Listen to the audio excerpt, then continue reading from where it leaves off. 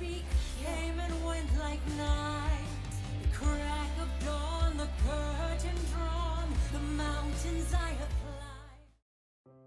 Okay, the summary of the episode, quick as it is it's portrait day, pony portrait day for the royal family specific.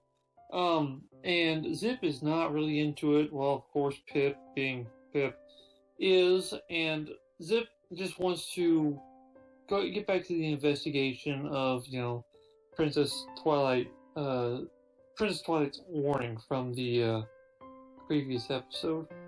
Well, Pip being Pip is, social magnet there, and among their, although Zip or less tricks Pip into coming to a dead-end lead for this investigation, if you will, to figure out more stuff and find the ocean lily and all that.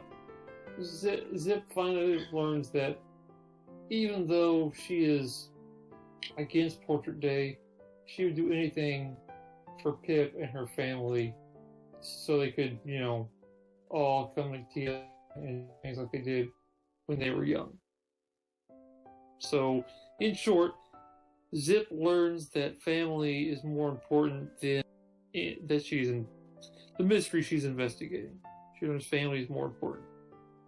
The first thing, of course, that we will touch on is at the very beginning of the episode where we see Pip doing her, stream out to the Pipsqueaks on Ponygram, which of course is the Pony World version of Instagram. We first see where Zip has still trying to investigate stuff with, what Twilight Sparkle said about before, and trying to get better clues onto who this mysterious pony is that tried to steal the magic. Zip has always wanted to fly, and now that she can, I think she's very scared that she's going to lose her ability to fly.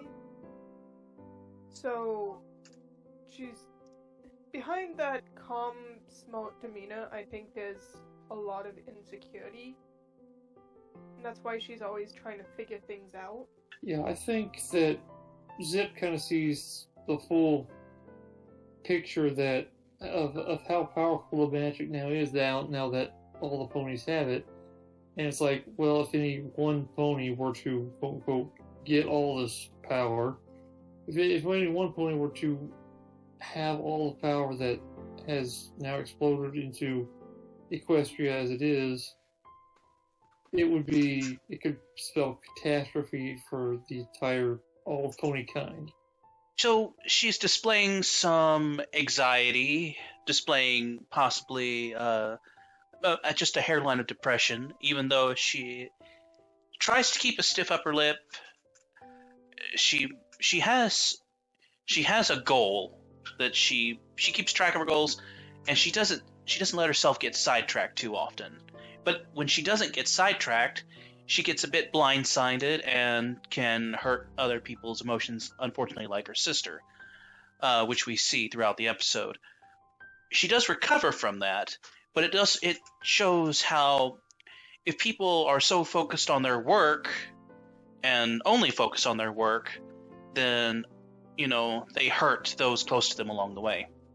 But how do you feel Pip takes this? Pip obviously doesn't really understand. I think it really plays up into her being the younger. She doesn't seem to understand that, oh, this is a problem. Life isn't just about how many followers you have. But that kind of plays into her younger sister. So she just doesn't understand why Zip is so serious all the time. She doesn't understand that things can get a lot nastier. I think because Pip being the social magnet she is, it's kind of a lot like in today's world. If you are attached to the social media as much as it seems Pip is, everything matters. Like Soul said, it shouldn't matter how many followers you have, but in Pips it does. It matters how many Pipsqueaks she's got, how many clip drop photos you can make, how many, whatever the feedback was supposed to be. Feedback. I really wish I knew what that was supposed to be. I know it's not real, but still, it sounds like it's something that we would think about. But anyway, I think with Pip's social media, with her social media, she thinks the only things that are social media are important, whereas this investigation, like most investigations, is not supposed to be plastered everywhere. So I think with Pip's social media, I think this is a good portray of a younger and older sister, because the older sibling always has more responsibility anyway, and so they become a lot more, from my perspective that I've seen with siblings and friends and whatnot, is the older always has the more responsibility on them, especially from parents expecting them to be something. As in Zip's case, her mum expects her to eventually take the throne, while the younger one doesn't have those expectations or that stress, so they're a lot more carefree, they're a lot more just doing their own thing, and to an extent you could even say spoiled. I can agree with that to an extent. Zip feels like she has the responsibility of trying to figure this out, while Pip is just like, oh, but the most important thing today is just portrait day. And to her, it's really important because it's what she cares about. She doesn't really worry about magic or the responsibilities of being more of an adult. So, to her, it's really important, but to Zip, it's not very important because she has the responsibility of trying to figure out what Twilight was trying to say and to keep magic safe. I've been on both ends of the spectrum, both as the youngest and the oldest, and having siblings still around. So, I mean, when you look back in your life and you have older siblings and you saw how much you got away with, how much you didn't do because you saw them do and it was wrong.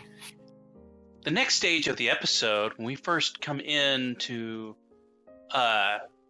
we get to see our purple alicorn queen or whatever again. Oh, Yes, I was trying to give it a bit of a flair.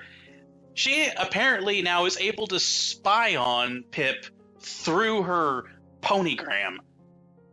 Okay, we don't think we ever had that before, but now we suddenly can. It makes sense, though. It does. So does this mean before magic was reinstated to Ponykind that she would just sit in her castle and watch Pip's ponygrams all the time? No wonder she's got such a scowl. Maybe, but I think it's more just her trying to infiltrate everything. Mm-hmm. Like, some crazy fans will try to figure out where, I don't know, Markiplier is going. Just because of a stream or something, you know? That's indeed a possibility. Yeah, I think it's her being...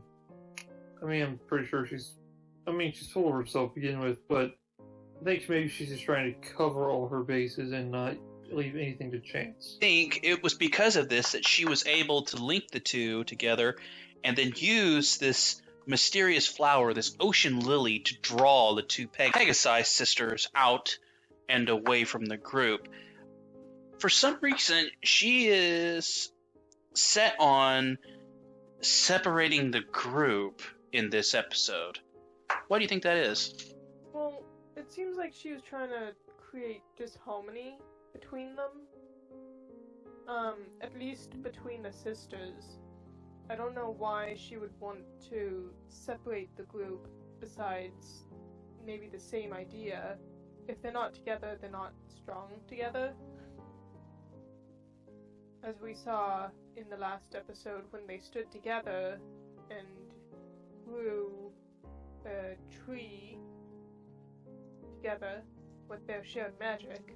Divide and conquer sort of mindset. Mm-hmm. But I think she was also just trying to create this harmony between the Pegasus sisters so that magic would maybe become more unstable? I'm not quite sure. Well, if you recall, she sees them as a threat because they are investigating. Well, Zip is investigating, Pip is making it public. When she shouldn't be, but... I kind of see with what Soul said, divide and conquer. I think if she can get them to not hang together, she can get them to hang separately and kind of go their own ways, which is kind of what broke the ponies apart before. The Pegasi went their way, the Earth ponies went their way, and the unicorns went their way. I figure if she can get them to break apart, that she can get the magic to, in one way or another, perhaps in that part of the pony, she can get that magic to either weaken or possibly even disappear again. Because it seems to me, because if one part of the Bright House crystal is gone, then there is no magic, period. So if she got one part of the crystal to break away, she would get the other two would break away as well. So I think she's trying to, just drive a wedge in between as many ponies as she can at one time without being, and if she can get the wedge down deep enough, there's just no way they're coming back. I think she's trying to just divide them from each other. Oh, another reason why she might be looking at Pip's stream is to see what's inside the Bright House, since her magical mirror didn't work. Right? Correct. Yes. For some reason, she is set on seeing these crystals and figuring out exactly where they are. Though it does make me wonder why she hasn't, straight up attacked it yet. I mean, she seems powerful enough. When she brings forth the Ocean Lily out of her pool of mystery, it makes me wonder, did she create it, or did she pull it from somewhere? I feel like she conjured it. Like, for the portrait, they did say that it was every year, right? Correct. But at the end of the episode, we only see 3 portraits. Does that mean that they're only 3 years old? Oh gosh. Yeah.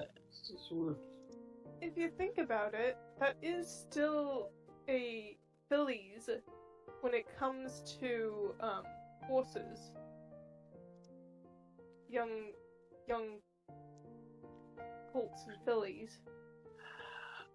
Oh! But if you do recall, Zip said the Ocean Lily appears only once a decade. In the first portrait, we can clearly see that they have ocean lilies in their manes. Let's just say let's just say they're about 5 years old. Or what we would label as 5 years old in human years. Mm-hmm.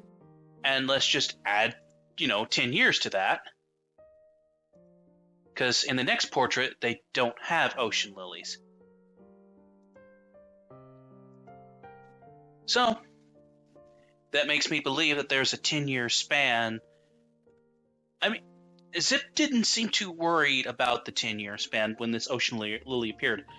So, she must have believed that it had been 10 years since the last ocean lily appeared. Thoughts? Yeah. Well, But she seemed surprised that they were around, like, oh, I thought this wouldn't be in bloom, sort of thing.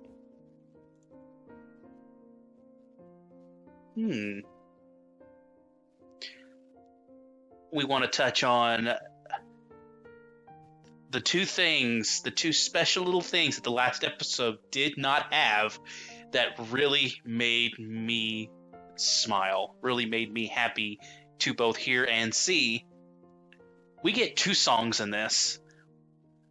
We get a solo song from none other than Queen Haven herself, and a duet song from Pip and Zip.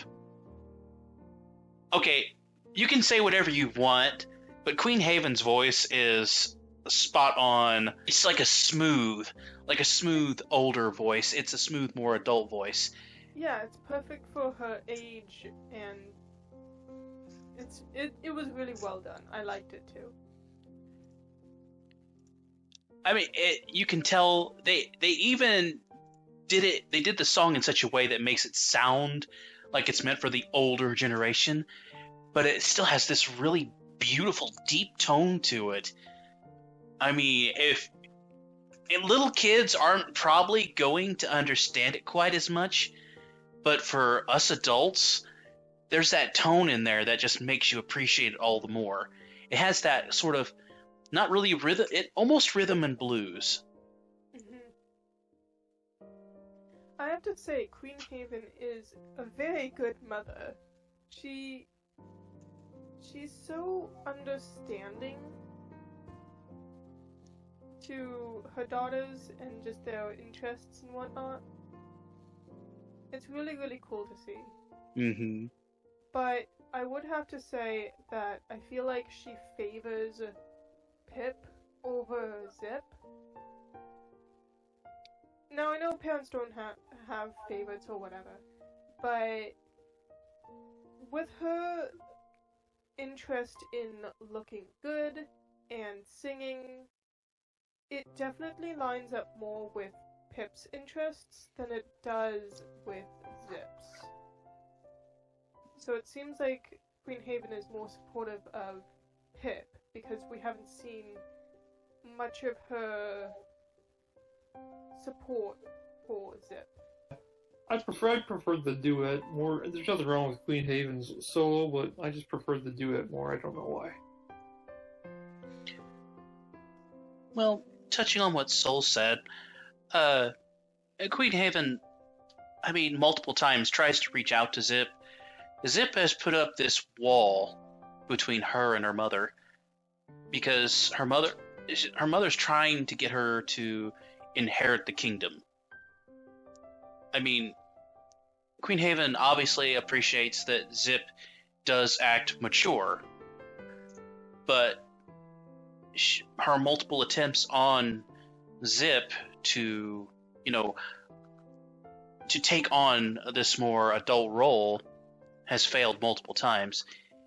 Zip doesn't hate or dislike her mother.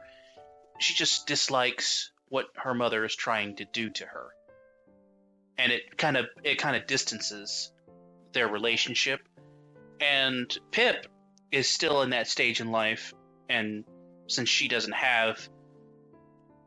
a different worldview than Zip does, she's able to be more open with her mother, which we see throughout here that she's not afraid to tell her mother anything.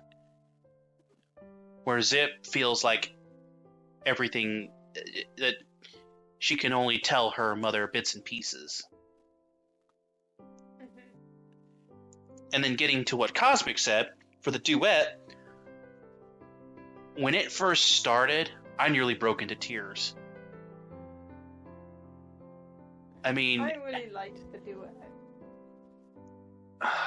Come on. The other songs were upbeat and, had a lot of fun tones to them. This is just really sweet and caring, and it shows the wonderful bond between two sisters. I mean, how can you not love this? I think I also like it because it doesn't feel as forced as all the other songs, where you're like, okay, they have to put in a song here. And I think it's the first time we've actually seen the ponies expressing an emotion through a song together. It's not just Pip singing for her Pip squeaks or for her salon. Oh, I want more of this. I want more ponies singing together, whether it's Pip and Zip or Sunny and Izzy. I just want more ponies singing together. That's what it needs. Also, I think since Hitch is kind of singled out, he needs to sing. I think he needs a solo. Personally, I think Hitch needs a solo at some point. Yes. And I have a feeling that the first time we hear Hitch sing, it could be like a lullaby to Sparky. I would love that. Yeah, I think, and if it is a lullaby to Sparky, I think if it's not even just a lullaby, that it does. I don't know how to put it into words to make Hitch not sound bad at the same time. It's a lullaby, but he kind of puts the whole burden on himself and shuts everybody else out because he's the one taking care of Sparky. Which also I feel bad at this episode that left out half of our new friends. Mm-hmm. I wish Izzy, Sparky, and Hitch were all here. You gotta wonder, what were they doing today during Portrait Day? Where were they at, and what were they doing? Well, I understand the Zephyr Heights part, but they start at main melody, so.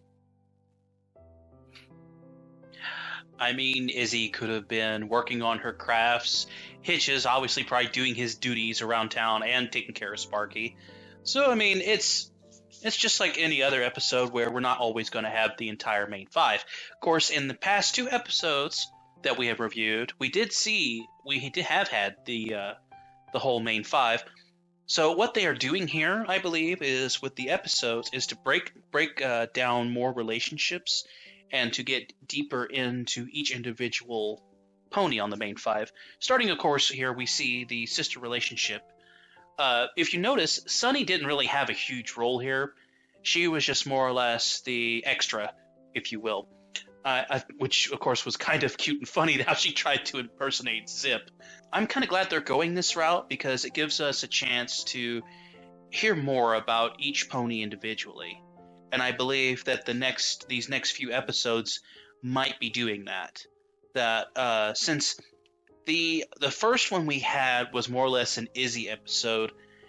I mean, we saw a little bit of Pip and Izzy on that one, where Izzy was trying to figure out, how to rework her craft, because she was just all over the place. So she got her Hasbro licensed product, of course. And then the last episode we reviewed, we had Sparky. We had Sparky and Hitch's relationship. And of course, Hitch's, thoughts on the magic. So, in a way, each pony has had their kind of own partial episode, but this is the first true, individual episode that we can truly label as like a Zip and Pip episode. I think for this episode, unlike the other episodes before, is this one hit a good stride, and it wasn't distracted by trying to fit everyone in. It wasn't distracted by having too many plots going at the same time. It was just, this is what's going on, let's make it happen, sort of thing. It hit a good stride trying to bring out the characters a bit more and build them up, while the other ones were too fast-paced, too much story trying to get stuffed in, too many ponies there at the same time. I hope to see more episodes like this one, like what we did in the generation before, with Friendship is Magic, where you would have episodes of just one of the main 6, but it was developing the character, and then it started to, after the first opening of the season, you started to get a stride of how the episodes were playing out. And I hope that's what's happening here, is like, you're feeling out these characters and you're starting to hit good stride on how these episodes are going to start playing out. I'm not even going to add anything to it. I'm just going to say this show was a straight up 9.5 for me. I loved it. And, I have very few scrutinies against it. I love the fact that we had not just one, but two songs, and all from the Pegasus royalty family. And the story altogether held well. It progressed well. It was easy to digest, and it was all in all beautiful. It was funny. I loved it, so it gets a 9.5 from me. I'd concur with that. I would rank it pretty high. I'd say 9.5 or 10 as well. I really enjoyed this episode, and it's probably my favorite one that I've watched so far, including the movie. I think that wraps us up for tonight. Once again, we thank you for joining us on the Omega Republic's MLP review of Make Your Mark. I am Coppercap. I am Mountain Soul. And I'm Cosmic Prose.